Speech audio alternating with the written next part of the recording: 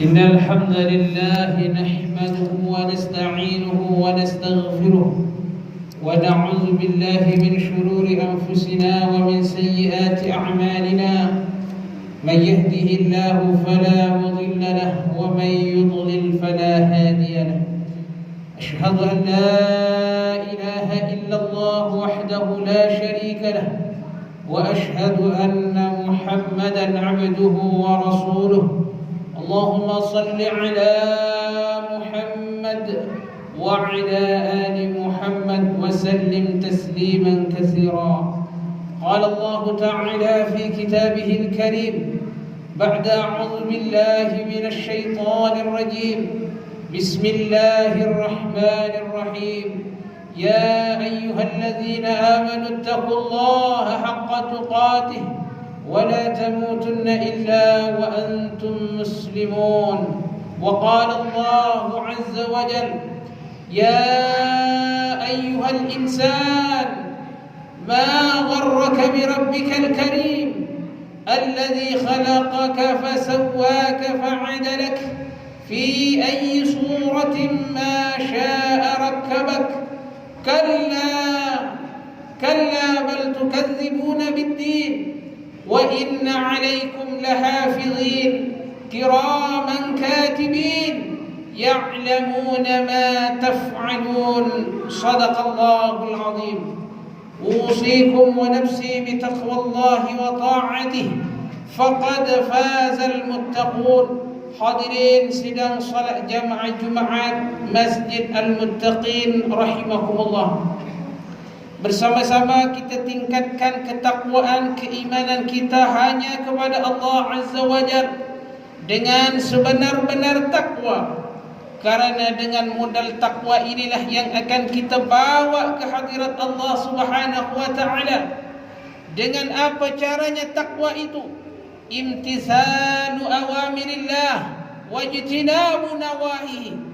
Sedaya upaya berusaha untuk mengikuti apa yang diperintah oleh Allah dan menjauhi segala apapun yang dilarang oleh Allah Azza wa Jalla. Hadirin sidang salat jamaah Jumaat Masjid Al-Muttaqin rahimakumullah. Tema khutbah pada hari yang mulia ini berkaitan keutamaan salat berjamaah di masjid. Lebih afdal mana salat di masjid dibanding salat di rumah, atau salat di kantor, atau salat di pasar? Maksudnya di tempat-tempat selain masjid. Lebih afdal mana salat di masjid dengan salat di rumah? Saya berbaik sangka kepada hadirin sekalian bahwa jawabannya sudah pun banyak yang tahu. Yang jelas lebih utama salat di masjid daripada salat di rumahnya. Salat di kantor yang disediakan tempat salat berjamaah pun, atau di pasar, di toko-toko yang di situ diletakkan khusus melakukan salat wajib, maka keafdaliyahnya ini, keutamaannya jauh lebih besar. Keutamaannya yaitu lebih afdal salat di masjid di rumah Allah Subhanahu wa taala. Namun realitinya masih banyak orang-orang Islam yang gemar melakukan salat di rumahnya dibanding melangkahkan kaki ke rumah Allah, walaupun rumahnya itu dekat dengan masjid. Kenapa ini terjadi? Padahal umat Islam, khususnya di negara Republik Indonesia ini mayoritas Islam, tetapi kenapa masjid-masjid masih sepi dan masih gemar lagi melakukan salat di rumah atau di tempat pekerjaannya? Di antara penyebabnya adalah kurangnya kesadaran betapa besar fadilah pahala yang diberikan oleh Allah kepada orang yang melakukan salat berjamaah di masjid. Dan inilah merupakan sunnah muakkadah, sunnah yang dikukuhkan. Bahkan sebagian Imam Hambali, Imam Ahmad bin Hanbal mewajibkan salat di masjid, bukan salat di rumah. Kesedaran umat Islam akan besarnya fadilah ini kurang, sehingga bermalas-malasan untuk melangkahkan kakinya untuk ke rumah Allah. Dan kurangnya kesedaran betapa ancaman orang-orang yang tidak melakukan salat berjamaah itu sangat besar. Inilah dua penyebab di antaranya. Dan pada kesempatan yang mulia ini, saya akan menyampaikan satu hadis yang datangnya daripada Abi Hurairah. Mudah-mudahan ini membangkitkan semangat kepada saya pribadi dan hadirin saudara sekalian. Hadis daripada an Abi Hurairah radhiyallahu anhu, qala Rasulullah sallallahu alaihi wasallam, salatul rajuli fi jama'atin tazidu ala salatihi fi suqihi wa baitihi bid'an wa 20 darajah. Kata baginda Muhammad sallallahu alaihi wasallam, salatnya seorang lelaki secara berjamaah di masjid adalah lebih utama daripada salat fi baitihi, di rumahnya, wa suqihi, sampai disebut pasar, daripada salat di pasar. Karena apa? Karena mereka di zaman jahiliyah gemarnya orang-orang yang berjualan di pasar dan malasnya melangkahkan kaki ke rumah Allah, ke masjid, sehingga walaupun tokonya ditutup, dia lakukan salat itu di pasar, di tempat-tempat, di warung di mana mereka berjualan. Maka Rasulullah menegaskan di sini fi baitihi wa suqihi, sama ada di rumahnya berjamaah seumpamanya, atau di pasar, di tempat, di kantornya berjamaah seumpamanya, maka jauh lebih besar pahalanya, yaitu lebih besar salat di rumah Allah, di masjid. Berapa Allah lipatkan pahalanya? Di sebahagian hadis sudah pun masyhur, 27 kali ganda darajah salatul rajuli fi jama'atin fi taziduh bi 27 darajah.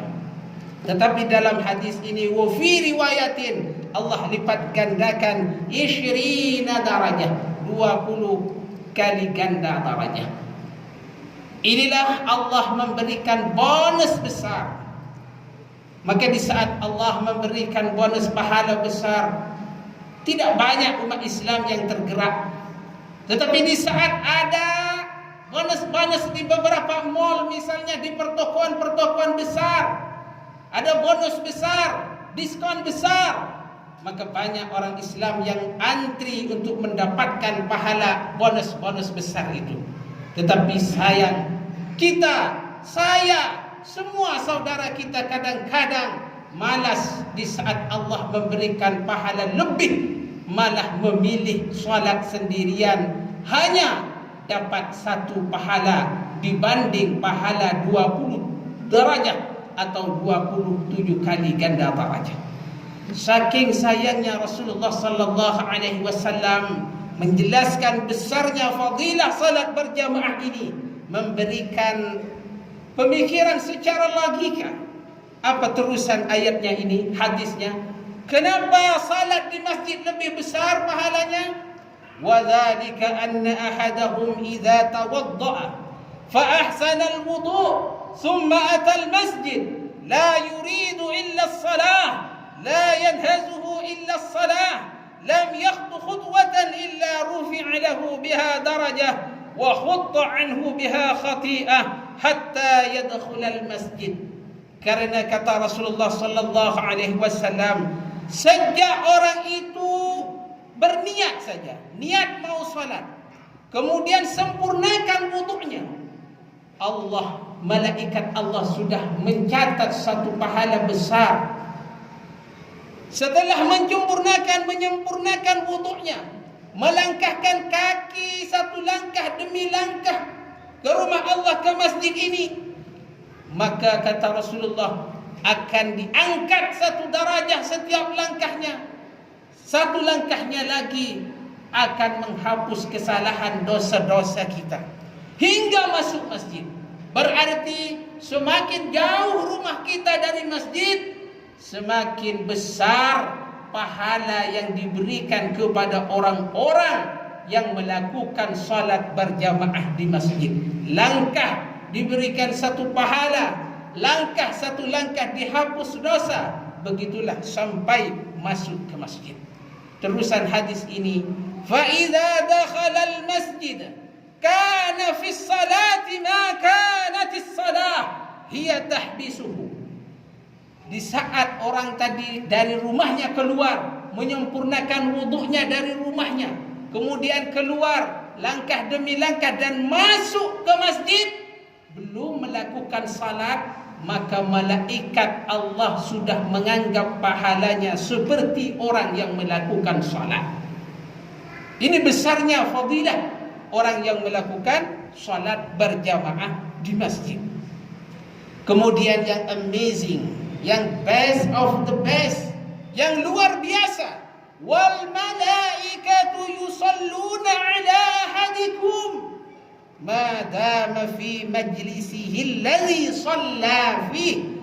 Malaikat bersalawat kepada orang-orang yang ada di masjid selagi dia tidak keluar dari masjid, selagi dia berada di majlis di masjid tersebut.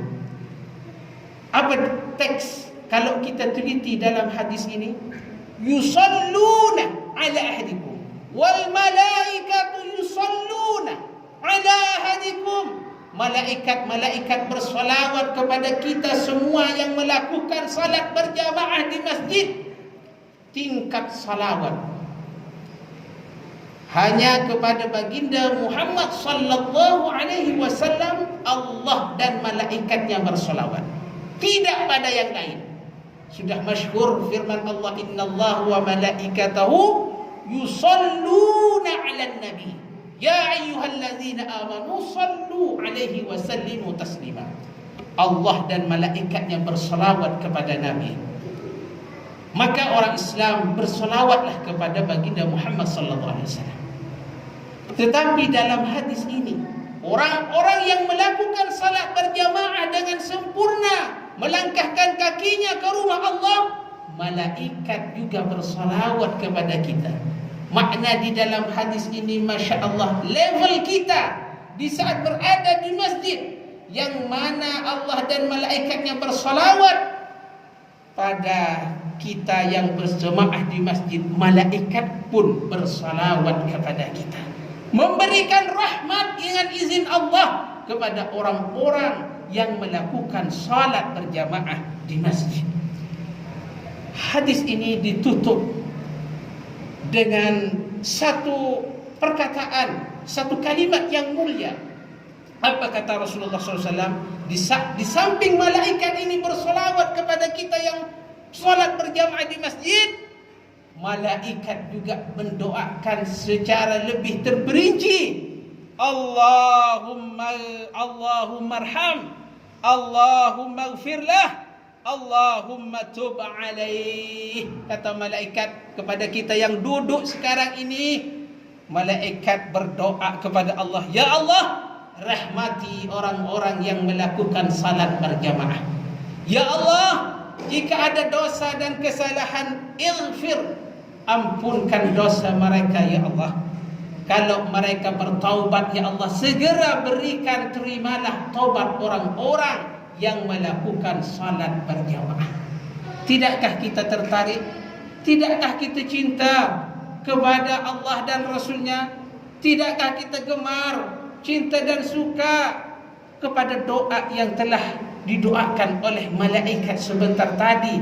Kalaulah kita setiap hari zuhur, asar, maghrib, isya, subuh senantiasa melakukan salat berjamaah, maka insya-Allah rahmat yang selalu kita harapkan, maghfirah yang selalu kita dambakan setiap malam, taubat yang kita harapkan, maka dibantu oleh malaikat untuk dipohonkan kepada Allah agar supaya semua permintaan-permintaan itu dikabulkan oleh Allah.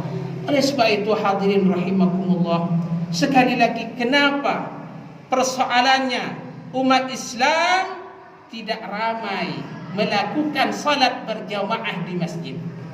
Kalaulah zuhur, asar, maghrib seperti Jumaat seperti sekarang, Masya Allah, tabarakallah, luar biasa. Kalau di hari Jumaat seperti ini bisa, tetapi kenapa di saat zuhur, asar, maghrib, isya tidak bisa? Ya, mungkin berada di tempat pekerjaan dan lain sebagainya, tetapi kami ingin memohon kepada panjenengan sekalian, dimanapun tempat berada, di perjalanan, di kantor, di pasar, di saat dilaungkan azan hayya 'alas salah, hargai dan respek, muliakan, segera datang ke masjid untuk melakukan perintah Allah, merupakan salat berjamaah 5 waktu. Sering diulang-ulang nasihat ini, tetapi inilah wa tawassaw bil haqqi wa tawassaw bis sabr. Sebelum menutup khutbah ini, satu kisah betapa luar biasanya berjamaah di masjid ini. Sebenarnya kita harus malu kepada Rasulullah sallallahu alaihi wasallam. Karena kita cinta kepada Rasulullah, mestinya sunnah muakkadah, sunnah berupa ibadah ini harus diutamakan dan diamalkan di dalam keseharian. Suatu ketika Abdullah ibnu Maktum, mohon maaf, dia tidak bisa melihat dengan sempurna. Mohon maaf, dia dalam keadaan buta. Dia bertanya kepada Rasulullah, minta rukhsah, keringanan. Ya Rasulullah, bolehkah saya untuk tidak hadir melakukan salat berjamaah disebabkan saya dalam keadaan tidak bisa melihat dengan sempurna? Apa jawaban Rasulullah? Terdiam sebentar. Boleh tidak melakukan salat berjamaah. Setelah beliau pamit mau pulang, dipanggil oleh Rasulullah sallallahu alaihi wasallam. Datang sini. Adakah kamu Abdullah ibnu Maktum mendengar seruan azan? Maka kata Abdullah, ya Rasulullah, saya mendengar. Maka kalau kamu mendengar seruan azan, tidak boleh melakukan salat di rumahnya, akan tetapi wajib melakukan salat di masjid. Bagaimana dengan kita? Bagaimana dengan saya? Tidak malukah kita? Kita yang bertangan dengan tegar, badan yang kuat kekar, suara yang lantang, kaki belum sakit lagi, mata dapat melihat, telinga dapat mendengar, 5 kali muadzin menjerit, tetapi lagi-lagi kita menganggap santai dan tidak datang ke rumah Allah Subhanahu wa taala. Bagaimana ini hadirin? Ini jadi satu PR kepada panjenengan untuk supaya gerakkan anak-anak kita, nasihati orang tua kita, berikan tahu kepada istri kita, tetangga kita betapa besar fadilah salat berjamaah. Hadirin rahimakumullah, pernah juga Rasulullah ingin Abu Bakar supaya menjadi imam, membiarkan umat sahabatnya berjamaah, dan Rasulullah ingin datang ke rumah-rumah orang Islam, dan jika didapati tidak melakukan salat berjamaah akan dibakar. Bagaimana kalau sunnah ini terjadi sampai sekarang? Betapa banyak umat-umat Islam rumahnya harus dibakar. Tetapi alhamdulillah tidak sampai seperti itu. Ini hanya warning, peringatan betapa besar pahalanya dan juga betapa besar dosanya. Sayyidina Umar bin Khattab pernah juga ingin memanggil orang-orang yang tidak salat berjamaah di masjid untuk dipukul pundaknya. Tetapi juga ini tidak disyariatkan. Tetapi kita umat Islam yang masih diberikan umur panjang, diberikan kesempatan kesehatan, tidak buta seperti Abdullah ibnu Maktum, maka kami mengemis dan memohon untuk kita semua hadiri masjid salat berjamaah. Mudah-mudahan ramai sebagaimana laksananya salat Jumaat ini, terutama di salat subuh. Masih banyak untuk saya kongsi hadirin rahimakumullah. Mudah-mudahan dalam ingatan ringkas ini bisa mengingatkan saya dan hadirin rahimakumullah dan juga dapat memotivasi untuk segera melakukan solat berjamaah, karena orang solat berjamaah di masjid akan mendapatkan rahmat dan pulang membawa rahmat, dan insya-Allah dalam keadaan keluarga yang baik, dan mudah-mudahan menjadi orang husnul khatimah. Amin amin ya rabbal alamin. Aqulu qawli hadha wa astaghfirullahal azim li wa lakum wa li sa'iril muslimin wal muslimat wal mu'minin wal mu'minat fastaghfiruh innahu huwal ghafurur rahim.